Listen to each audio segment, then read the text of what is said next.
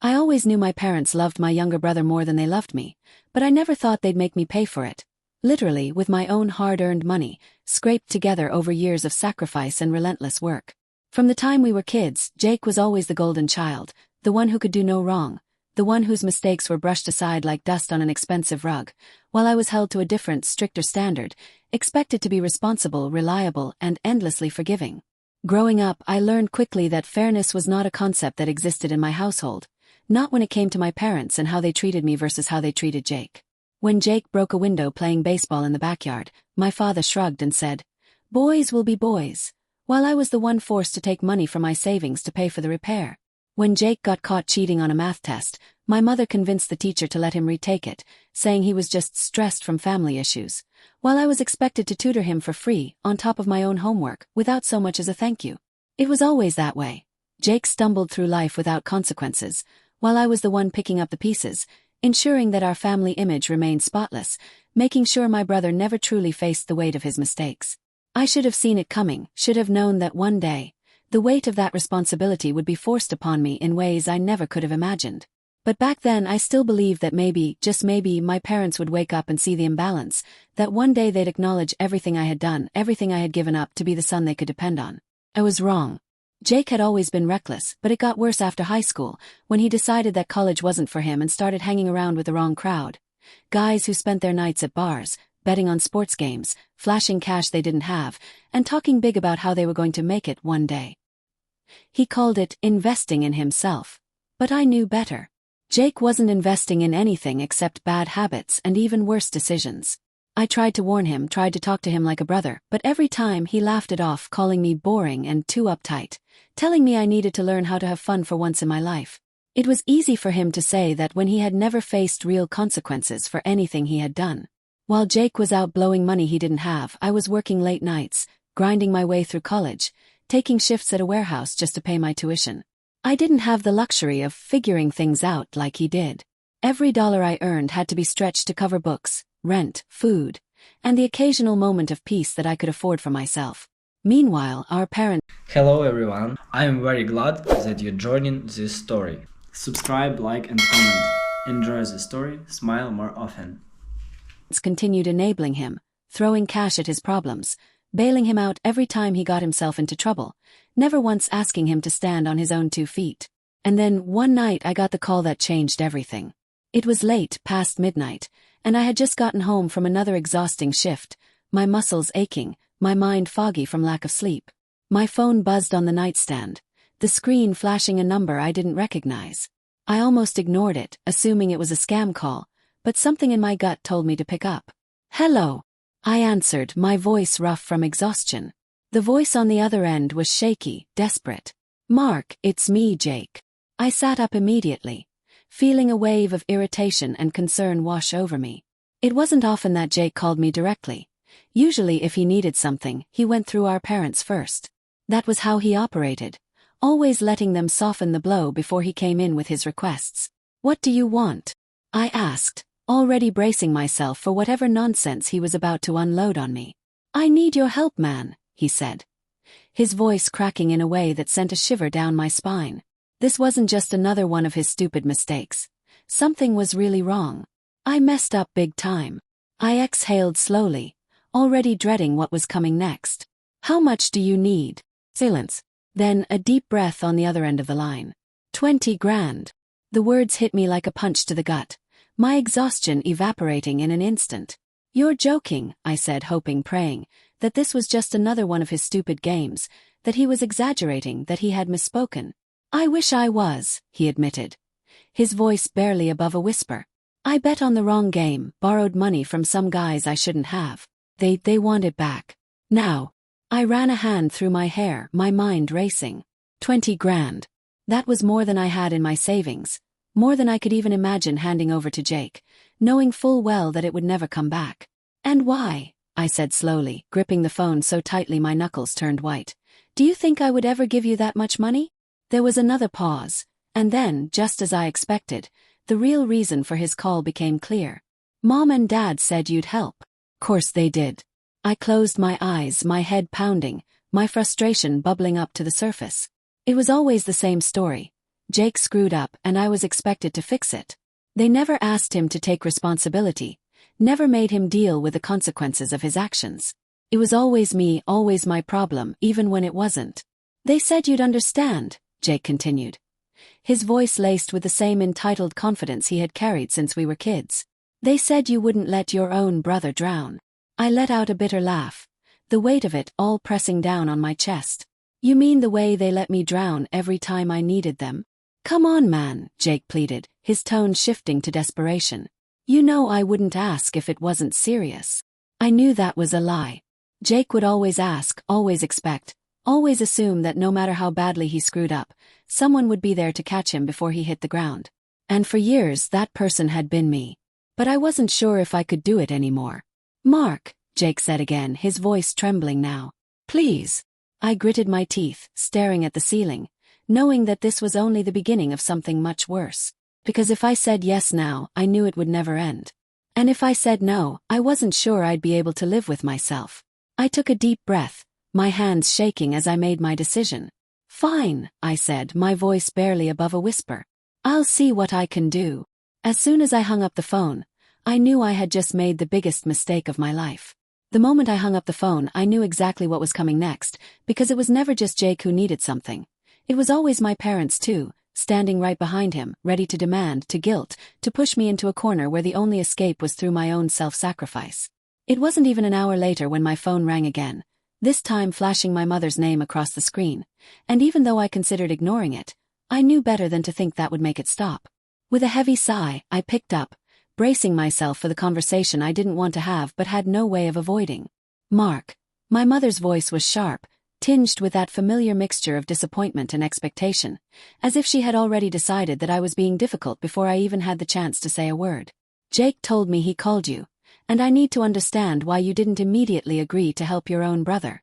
I ran a hand over my face, already exhausted, already knowing that no matter what I said, it wouldn't be enough. I didn't say no, Mom, I replied, my voice tight with frustration. I just needed a second to process the fact that he's in $20,000 of debt to God knows who and expects me to fix it. She let out a sharp breath, the kind that always meant she was preparing for a lecture, and sure enough, she wasted no time diving into it. Family takes care of each other, Mark. That's what we do. And Jake has always looked up to you whether you realize it or not. He's in trouble, and we need to come together to help him through this. I nearly laughed at the absurdity of it, the sheer hypocrisy of those words coming from her mouth, as if she hadn't spent my entire life ignoring my struggles while bending over backward to shield Jake from the consequences of his own choices. Since when has Jake ever looked up to me? I shot back, unable to keep the bitterness out of my voice. He spent his whole life doing the exact opposite of what I do, because he knows he'll never have to deal with the fallout. That's not fair, Mark, she said, her voice shifting into something softer, something calculated. You've always been the responsible one, the strong one. We never had to worry about you the way we worried about Jake. There it was. The same excuse they had been using since we were kids, the same reasoning they had always clung to whenever I questioned why I was held to an impossible standard while Jake was coddled and protected. I could feel the familiar pressure building in my chest, that old suffocating weight of obligation and guilt that they had perfected over the years, twisting my own decency against me until I felt like I had no choice but to comply. And then, just as expected, my father's voice cut in from the background, deeper and more commanding, the final nail in the coffin. This is what it means to be a man, Mark. You step up, you do what needs to be done, and you don't complain about it. I gritted my teeth, gripping the phone so tightly my knuckles ached. Of course he would say that. My father had always measured worth in terms of sacrifice. How much you could endure, how much you were willing to give up for the sake of the family, how much pain you could swallow without breaking. And if I pushed back, if I refused, then in his eyes, I wasn't a man at all. How much do you have? He asked bluntly, skipping past any further discussion, as if the decision had already been made for me. I hesitated for only a second, but it was enough for my mother to swoop in with the final blow. Do you remember when you were in college, Mark? She asked, her voice carrying that carefully placed nostalgia, the kind designed to pull at my conscience. Do you remember when we sent you money to help cover your tuition? We never asked for anything in return, because that's what family does. I closed my eyes, letting out a slow breath, because I knew exactly what she was doing, and worse, I knew it was going to work. Yes, they had sent me money once, but it was only because I had no other choice, because I had exhausted every other option, because I was working 2 jobs and still struggling to make ends meet, and they had given me just enough to keep me afloat. Never enough to make things easy, just enough to remind me that I owed them. And now, all these years later, they were cashing in on that debt. I wanted to say no.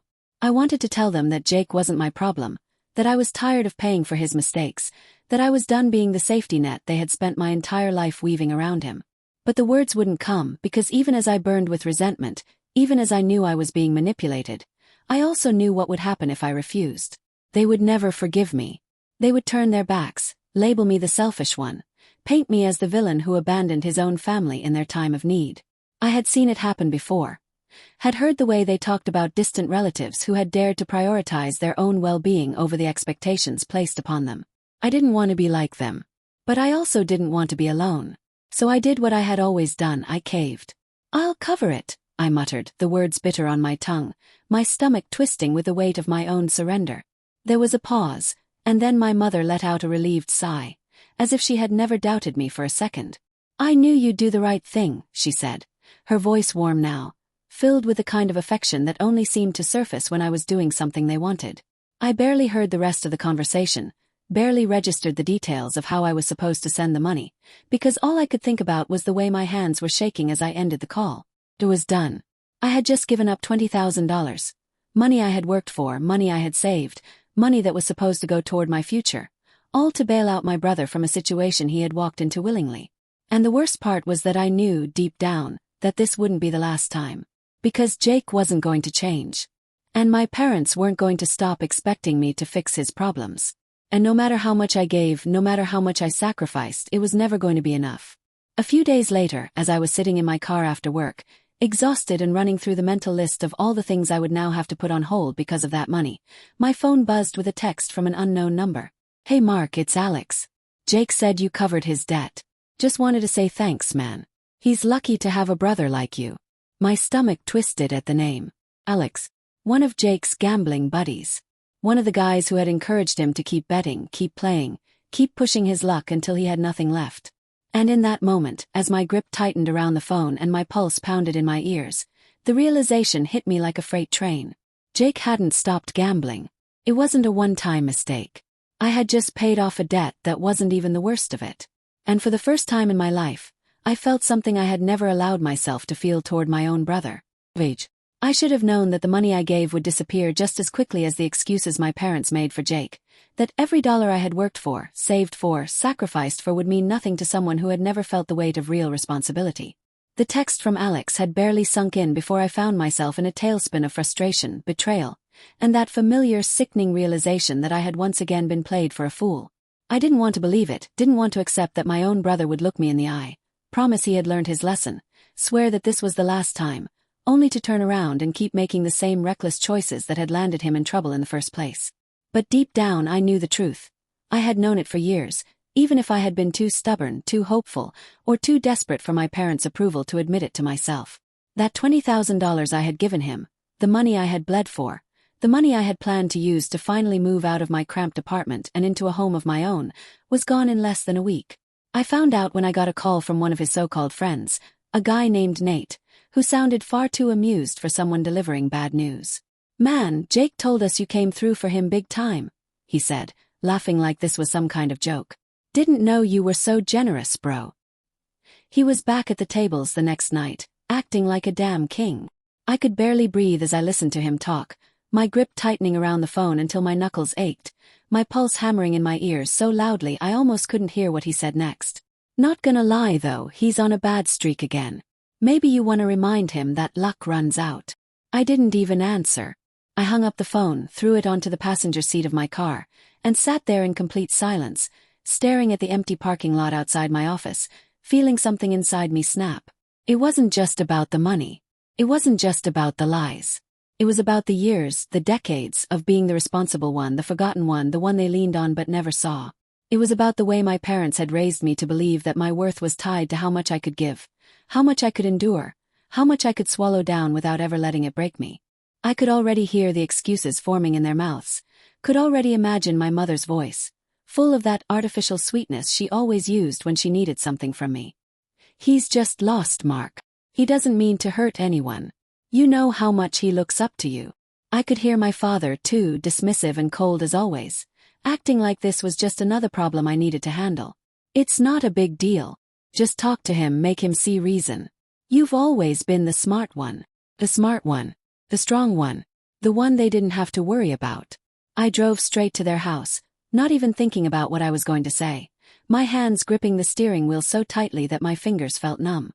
I walked through the front door without knocking, barely registering the sound of my mother's startled gasp as I stormed into the living room, where they were both sitting on the couch like they didn't have a care in the world. My father looked up from his newspaper with an annoyed frown, as if my presence was some kind of inconvenience. My mother, on the other hand, immediately shifted into damage control mode, her face twisting into a carefully crafted expression of concern. "Mark, honey, what's wrong?" she asked like she didn't already know. I didn't bother with small talk, didn't ease into it the way I usually did. I was done pretending. "Did you know he was still gambling?" I demanded, my voice sharper than I had ever allowed it to be in their presence. "Did you know that the money I gave him went straight back into the casino?" My mother's lips parted slightly, but no words came out, and I saw it. The hesitation, the flicker of guilt, the split second of uncertainty before she smoothed it over with another carefully curated lie. "I'm sure it's not as bad as you think," she said finally, her voice gentle, placating, the same tone she had always used when she wanted me to back down. "Jake is just struggling right now. He's trying, Mark. He really is." I let out a sharp, humorless laugh, running a hand through my hair, trying to process the absolute insanity of what I was hearing. "Trying," I repeated, my voice rising. "Are you serious?" "He's not trying, Mom. He's not even pretending to try. He took my money, he lied to my face, and he went right back to throwing it away. And you're standing here making excuses for him." My father sighed heavily, folding his newspaper and setting it aside, looking at me like I was some annoying problem he had to deal with. "What do you want us to do, Mark?" he asked, his tone filled with irritation. "He's your brother. He made a mistake. You think yelling about it is going to change anything? I think maybe holding him accountable for once in his life might." I shot back, my hands trembling with barely contained rage. "But I guess that's too much to ask, isn't it? Because that would require you to actually admit that he's not a kid anymore, that he's not some innocent little boy who just needs another chance. He's a grown man who knows exactly what he's doing, and you keep letting him get away with it." "He's not like you, Mark," my mother said, her voice softer now, like she thought she could calm me down if she just played the part of the understanding parent. "He's always struggled with responsibility, and we've had to be patient with him. You wouldn't understand because you've never needed that kind of support." I stared at her, stunned into silence by the sheer audacity of her words. I had never needed support. Was that really what she believed? Or was it just what she told herself to justify the way they had treated me? I wanted to scream, wanted to shake them, wanted to make them see just how deeply they had failed me, but I already knew it wouldn't matter. They would never see it. They would never acknowledge it. So I did the only thing I could do. I turned around and walked out. I didn't even make it home before my phone rang again. I almost ignored it, but something told me to look at the screen. It was Jake.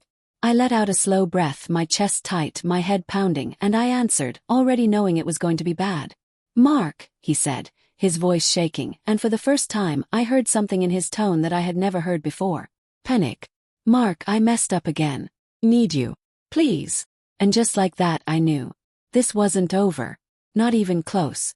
The moment I heard Jake's panicked voice on the other end of the line, I knew that whatever mess he had gotten himself into this time was worse than anything before, something far beyond the usual reckless stupidity that had defined his entire life. His breathing was ragged, shallow, like he had been running or like he was trying to keep himself from completely breaking down, and for the first time in years, I actually heard something real in his voice. Fear, raw and undeniable. "Mark, you have to help me, man," he gasped, his voice trembling with desperation, as if the weight of whatever mistake he had made was finally crushing him in a way he hadn't expected. "I screwed up, I really screwed up this time, and I don't know what to do." I didn't answer right away, gripping the phone so tightly that my knuckles ached, staring out at the city lights through my windshield, trying to force myself to feel something other than the overwhelming exhaustion that had settled deep in my bones. I had been through this exact conversation too many times before, had heard too many versions of these same frantic pleas, had been manipulated into fixing his mistakes so many times that it felt like a never-ending cycle. But something about the way he sounded, something about the sheer panic in his voice, made me pause. I let out a slow, measured breath, forcing my voice to stay even. "What did you do, Jake?" There was a long silence on the other end of the line, the kind of silence that only ever meant one thing. Whatever he was about to tell me was so bad that even he couldn't find a way to sugarcoat it. Finally, after what felt like forever, he spoke again, his voice barely above a whisper. "I owe money," he said, as if that much wasn't already obvious. But then he added something that made my stomach drop. "Not to the casino. Not to the bookies. To some guys who don't mess around, Mark. They said if I don't pay them back by the end of the week, they're coming after me." I closed my eyes, pressing my fingers against the bridge of my nose, trying to force back the migraine that was already starting to build. "How much?" I asked, even though I wasn't sure I wanted to hear the answer. He hesitated again, and that hesitation told me everything I needed to know before he even said the number out loud. 50 grand. The words hit me like a sledgehammer to the chest, knocking the air from my lungs, leaving me momentarily speechless. I had thought 20,000 was bad, had thought that was an insane amount of money to expect someone to hand over, but this was something else entirely. "You can't be serious," I finally said, my voice dangerously low, filled with a rage that had been simmering beneath the surface for years. "You lost $50,000 and you think I can just, what? Magically make that go away?" "I didn't lose it all gambling," he said quickly, as if that made it any better, as if that somehow changed the fact that he had once again gotten himself into a situation he couldn't handle. "Some of it was, I was trying to make a deal, you know? Flip some cash, make a bigger profit, get out ahead for once. But it went bad, man. It went really bad." I ran a hand through my hair, letting out a bitter laugh, one that held no actual humor. "You mean you got scammed?" I said flatly, already knowing the answer.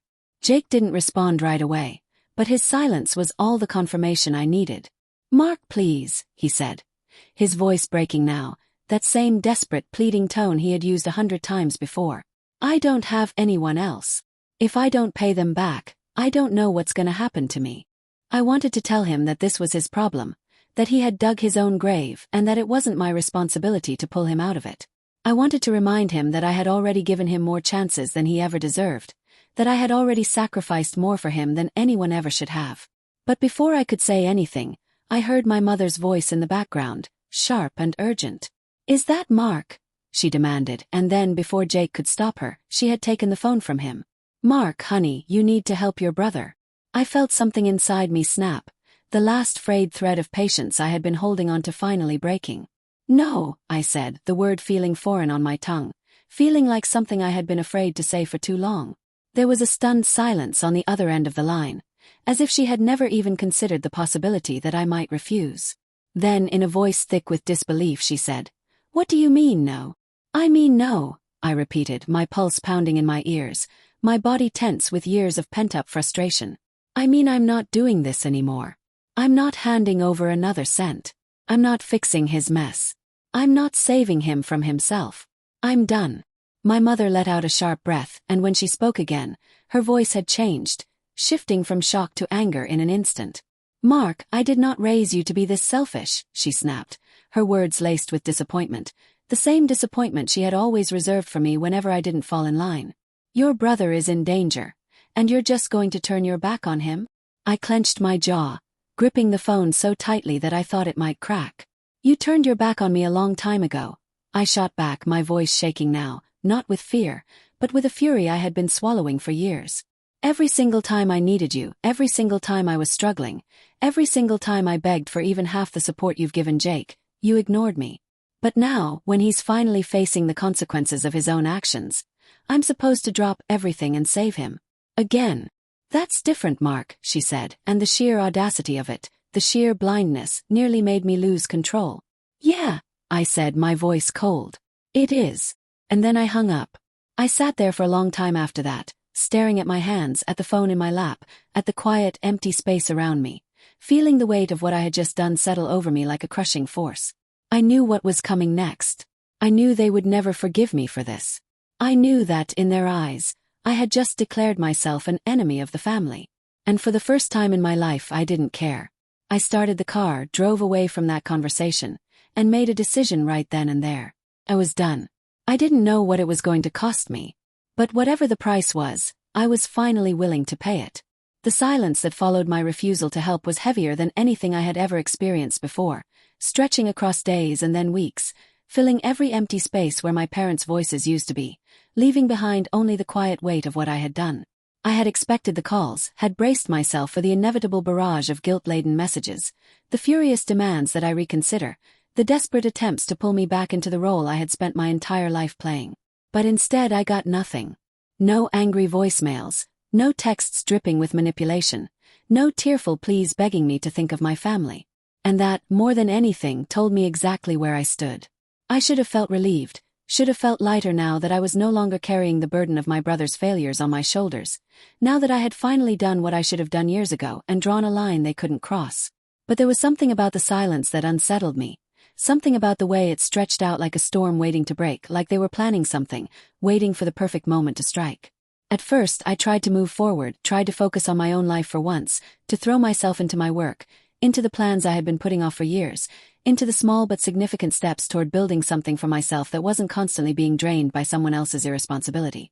I started going to the gym again, started spending time with friends I had neglected in my endless attempts to be the family savior, started allowing myself to think about a future where I wasn't just a walking ATM for people who never appreciated me. But the thing about cutting off toxic people is that they never just let you walk away. The first sign that my parents hadn't simply let me go came when I got a call from my aunt, a woman I had always gotten along with, someone who had never been directly involved in the family's dysfunction but had always watched from the sidelines with a carefully neutral expression. I answered, expecting nothing more than the usual small talk, but as soon as I heard the hesitation in her voice, I knew she hadn't just called to catch up. "Mark," she said carefully, her tone laced with something that almost sounded like pity. "I just wanted to check in on you, see how you were holding up." I frowned, gripping the phone tighter, feeling my stomach twist with unease. "Holding up?" I repeated, my voice sharp with suspicion.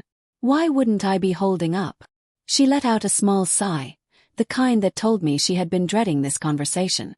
"Your parents have been talking," she admitted after a long pause, her voice cautious, like she wasn't sure how much she should say. "They've been telling everyone that you abandoned them, that you turned your back on Jake when he needed you the most. They're saying they don't know what they did to make you hate them so much." I should have expected it, should have known that they wouldn't just accept my refusal and move on, but hearing it out loud still made something inside me curdle with anger, something deep and raw and exhausted beyond words. They had spent my entire life using me, draining me, treating me like nothing more than a tool to clean up Jake's messes, and the second I finally refused, the second I chose myself for once, they had rewritten the story, painted themselves as the victims, cast me as the cruel and ungrateful son who had turned his back on the people who had done nothing but love him. "Of course they are," I said, my voice tight, my hands clenched into fists at my sides. "Of course they're playing the victims. That's what they do, right? They twist the story until they come out looking like saints, and I'm the heartless one who left them to suffer." "Mark," my aunt said, softer now, hesitant. "I'm not saying I believe them. I just thought you should know."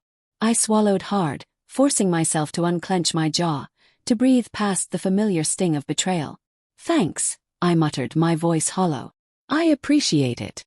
I hung up before she could say anything else, staring down at my phone with a sick sort of numbness spreading through me, a deep, weary understanding that no matter what I did, no matter how much I had given, no matter how much of myself I had sacrificed for them, it had never been enough. The second I stopped giving, the second I stopped allowing them to take from me, they had thrown me away like I was nothing. And maybe, just maybe, that was the clearest sign that I had made the right choice. For weeks, I ignored the whispers, ignored the way my parents had turned the entire extended family against me, ignored the texts from relatives who had never cared about me before but were suddenly so very interested in hearing my side of the story. I deleted every message, blocked every number that tried to guilt me into making things right, refused to give them the satisfaction of dragging me back into their web of manipulation. But then, one night, just as I was beginning to think that maybe they had finally given up, I heard the knock on my door. It was late, too late for unexpected visitors, and for a long moment I just stood there, staring at the door like it was something foreign, something that didn't belong in my world anymore. My stomach twisted with something close to dread, some deep-rooted instinct warning me that whatever was on the other side of that door wasn't going to be good. The knock came again, harder this time, more insistent, and I knew. I knew before I even looked through the peephole. I knew before I even unlocked the door. I knew because this was exactly the kind of thing they did, exactly the kind of ambush they thrived on. And sure enough, when I finally swung the door open, there they were. My parents, standing on my front porch, their faces twisted into something that wasn't quite anger but wasn't quite desperation either, like they had come here with the intention of forcing me to listen, forcing me to understand why I was wrong, forcing me to fall back in line. For a long moment, none of us spoke, the silence stretching between us like a chasm too wide to cross. And then my mother took a step forward, her voice soft, pleading, carefully controlled. "Mark," she said, tilting her head just slightly, the way she always did when she wanted to appear reasonable, when she wanted me to feel like I was the one being irrational. "We need to talk." I stared at her, at the father who stood beside her, arms crossed, face hard with expectation, and I knew that whatever happened next was going to change everything.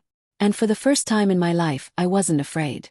Years passed, and with each one that slipped away, the weight that had once pressed so heavily on my shoulders slowly began to lift, piece by piece, until I barely felt it at all.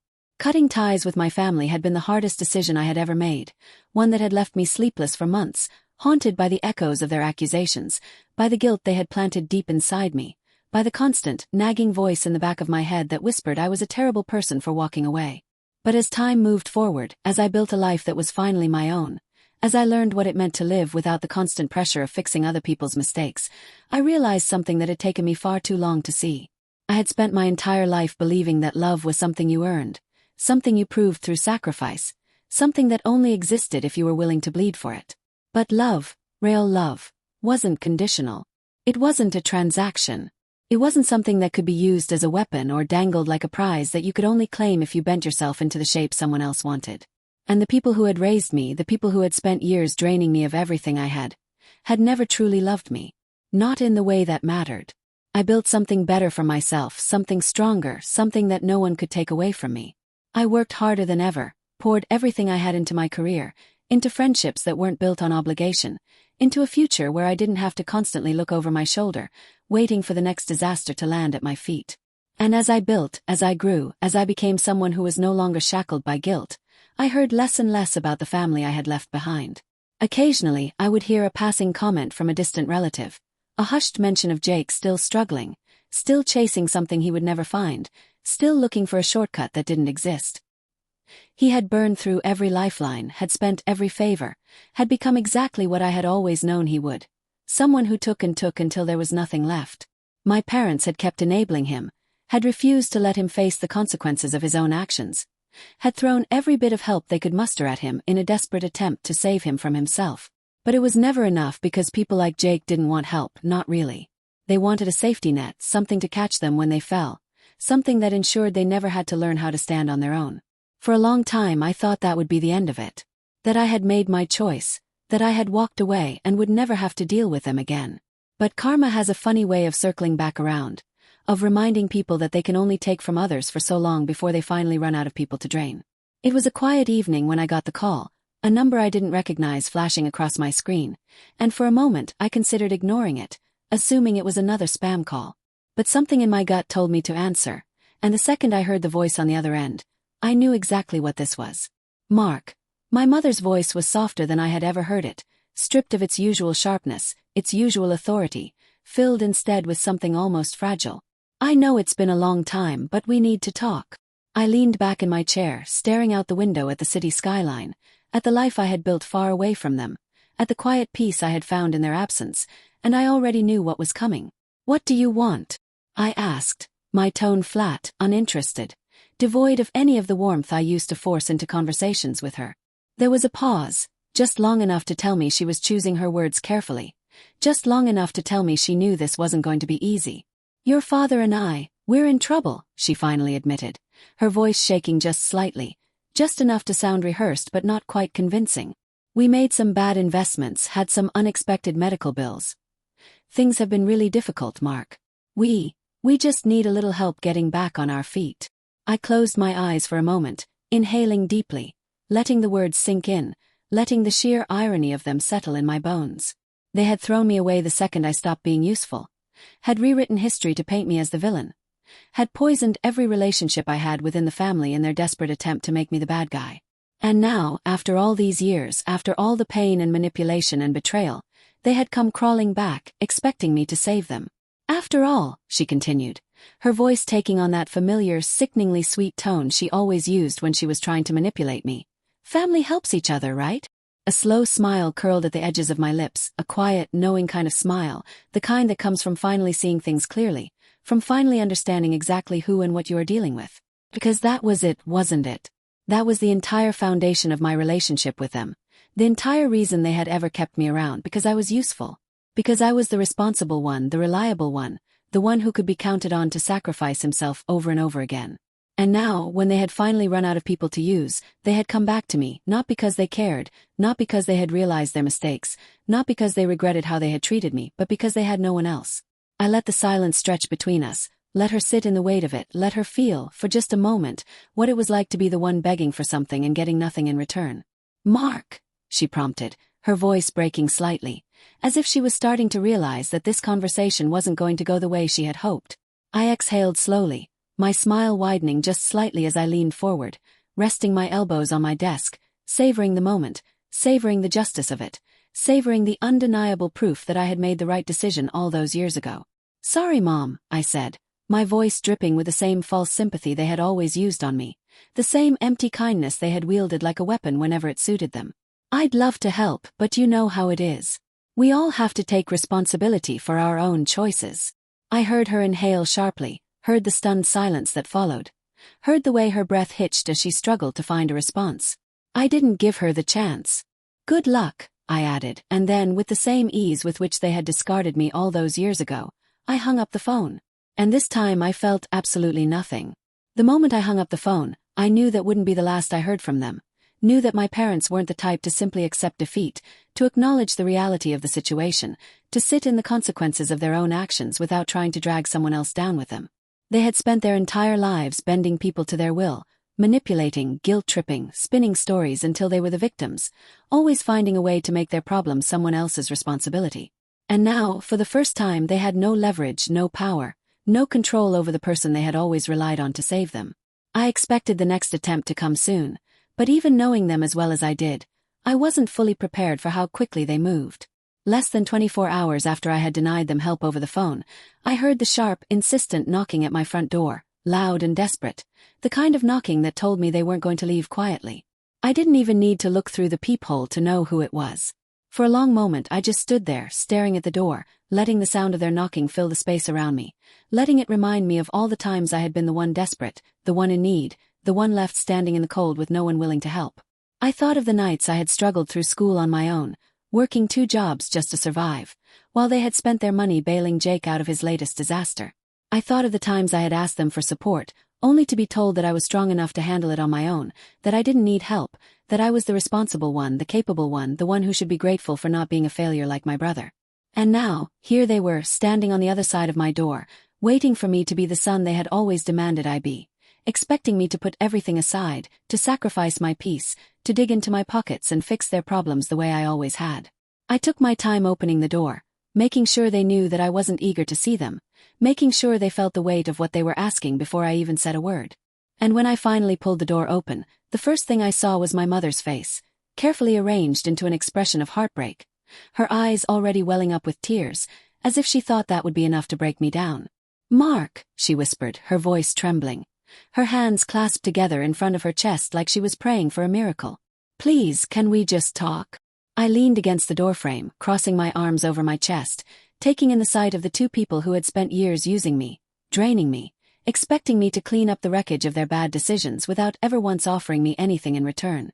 My father stood beside her, his expression carefully controlled, but there was something in his eyes that I had never seen before, something that told me he knew, deep down, that he had finally lost whatever power he once held over me. "You mean like the way you talked to me when I needed help?" I asked, my voice calm, measured, deliberate. "Like the way you sat me down and told me that I was strong enough to figure things out on my own? Like the way you reminded me that family doesn't owe each other anything, that we all have to take responsibility for our own choices?" I watched as the words landed, as the realization flickered across their faces, as they both tried to scramble for a response that would undo the years of damage, that would twist the truth in their favor, that would rewrite history in a way that made them the victims and me the villain. But this time I wasn't giving them the opportunity. "Mark, please," my mother said again, her voice cracking as she reached out to touch my arm, as if the simple act of placing her hand on me could somehow erase everything that had happened. We didn't mean it that way. We were just trying to do what we thought was best at the time. But things are different now, sweetheart. We're in trouble, and we don't know where else to turn. I let out a slow breath, tilting my head slightly, pretending to consider her words, even though I had already made my decision long before they ever showed up at my door. So let me get this straight, I said, keeping my tone light, almost amused, watching as the desperation in her eyes grew stronger with every passing second. When I needed help, I was supposed to be strong enough to handle things on my own. But now that you need help, suddenly family is supposed to step up. My father exhaled sharply, shifting his weight from one foot to the other, clearly uncomfortable, clearly unprepared for the position they were in now. It's not the same, Mark, he said, his voice gruff, defensive, already trying to regain some sense of control over the conversation. We did what we had to do. We gave you the tools to take care of yourself, and look at you now. You're successful, you're stable. You wouldn't even be in this position if we hadn't pushed you the way we did. I actually laughed at that, shaking my head in disbelief at the sheer audacity of it all. Right, I said, nodding slowly. So you're saying that the reason I made it out of that mess is because you never helped me? That I should be grateful that you forced me to figure everything out on my own while you threw every dollar you had at Jake, while you bailed him out over and over again, while you made sure he never had to face the consequences of his own stupidity? They both fell silent, and I saw it again. That flicker of realization, that dawning horror of understanding that, for once, their words weren't working, that I wasn't bending under the weight of their expectations, that I wasn't falling into the trap they had set for me my entire life. My mother tried one last time, her voice breaking, her hands trembling. Mark, please, she whispered, her tears finally spilling over, falling freely down her cheeks, the same way they had every time she had needed to manipulate me into giving in. We're your parents. We love you. I inhaled deeply, letting the moment stretch between us, letting them feel, for the first time, what it was like to beg and be ignored. And then I looked my mother directly in the eyes, my voice quiet, unwavering, final.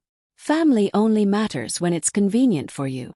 I saw it then, the exact second the fight drained out of her, the exact second she realized that she had lost, that I wasn't the same desperate, obedient son they had molded me into, that I wasn't the safety net they had always assumed I would be.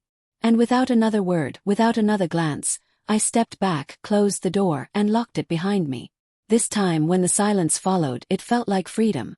In the days that followed, I found myself replaying that final conversation over and over again in my head, going through every word, every pause, every sharp inhale of breath that had filled the space between us, as if I was searching for something that would tell me, with absolute certainty, that I had made the right choice.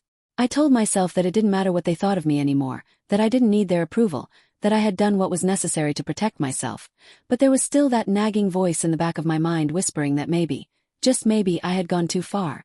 I tried to push it away, tried to remind myself of every single time they had let me down, every single time they had turned their backs on me when I needed them, every single time they had made me feel like I was only valuable if I was useful to them.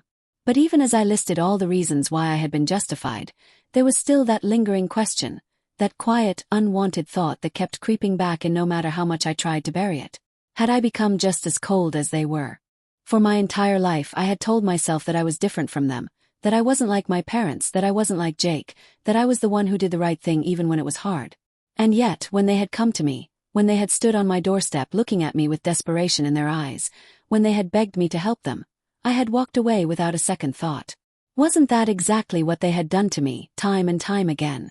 Wasn't that the very thing I had spent my entire life resenting them for? I wanted to believe that what I had done was justice, that it was nothing more than the natural consequences of their own actions, that they had made their bed and now they had to lie in it. But justice and revenge can look a lot alike if you're not careful, and for the first time, I wasn't sure which one I had chosen.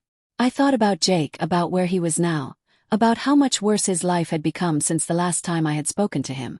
I had heard bits and pieces through the grapevine, occasional mentions from relatives who still kept in touch with him, and none of it was good. He had bounced from job to job, from one failed scheme to the next, always looking for an easy way out, always blaming someone else when things didn't go his way.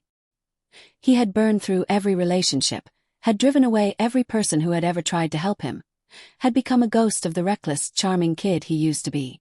And my parents, well, they had lost everything.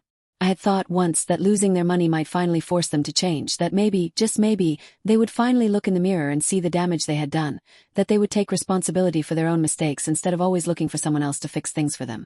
But people like my parents don't change, not really. They just find new ways to tell themselves that they're never the ones to blame. I wondered if they hated me now, if they sat in their empty house whispering about how I had abandoned them, about how I had turned my back on the people who had raised me, about how ungrateful I was for everything they had done for me. I wondered if they told themselves that they had always loved me just as much as Jake, that they had always treated me fairly, that they had never once made me feel like I was only worth what I could provide. I wondered if they truly believed it, or if, deep down, some small part of them knew the truth. But then, I asked myself the question that mattered most. If I had helped them, if I had given in, if I had let them back into my life, would anything have been different? Would they have suddenly seen me as their equal? Would they have finally acknowledged how much I had sacrificed for them? Would they have finally understood what they had done to me? Or would it have been the same as it always was? Me giving, them taking, the cycle repeating itself until there was nothing left of me to give. I already knew the answer. The truth was, I had been fighting a battle for years that I was never going to win, trying to get something from them that they were never going to give me, trying to prove something to people who had never seen me as anything more than a resource to be used. And maybe I could have been softer, maybe I could have chosen my words more carefully, maybe I could have been the bigger person one last time. But even if I had, it wouldn't have changed a damn thing. For the first time in my life I felt free. I didn't feel guilty. I didn't feel obligated. I didn't feel like I owed anyone anything. Felt peace. And that peace was worth more than anything they had ever taken from me. Sometimes the only way to win is to walk away.